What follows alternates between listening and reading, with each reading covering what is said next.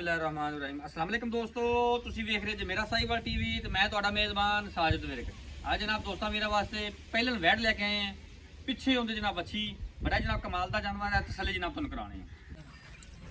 ਮਾਸ਼ਾਅੱਲਾ ਕੱਦ ਫੁੱਲ ਵੱਡਾ ਜਨਾਬ, ਫੇਸ ਕੁਆਲਿਟੀ ਤੋਂ ਲੈ ਕੇ ਜਨਾਬ ਟੇਲ ਤੱਕ ਮੁਕੰਮਲ ਵਿਊ। ਮਾਸ਼ਾਅੱਲਾ ਪਹਿਲਾ ਵਾਰਾ ਜਨਾਬ ਵੈੜ ਡਿਲੀਵਰ ਕੀਤਾ ਚੋਲਸਤਾਨੀ ਫਰੀਜ਼ਨ ਕ੍ਰਾਸ। ਕੱਦ ਫੁੱਲ ਵੱਡਾ, ਥਾਂ ਜਨਾਬ ਕਾਲਾ ਲੱਗਾ ਹੈ, ਮੱਝਾਂ ਦਾ ਚੱਕਰ और जनाब खूबसूरत लिबास बना आप भी बच्ची जनाब पीछे बच्ची कद जनाब फुल वड्डा क्रास जानवर माशाल्लाह। तोरी मारा जा तीन मेरा ख्याल तोरी लो जी। फिजिकल कंडीशन माशाल्लाह जानवर की 16 ने। कद जनाब फुल वड्डा बैठ दा माशाल्लाह। तोर लम्मा तोर दे बड़ा जनाब आउट क्लास जानवर है। चोलस्तानी फ्रीजन क्रॉस। कद जनाब फुल वड्डा आप भी बच्ची है तो जनाब इनके पिछे बच्ची है। थाने काले लगे हुए ने। ना फेस क्वालिटी सिरोमोनी मुँह खाए रखे बस बस। ना फेस क्वालिटी चेक करनी सिरो जैनवन मोनी तोर मोड़ भी जान दे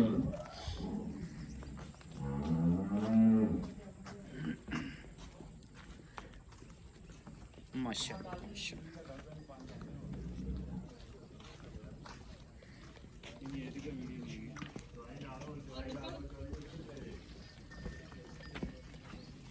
चल बस ला चल बिचो चल के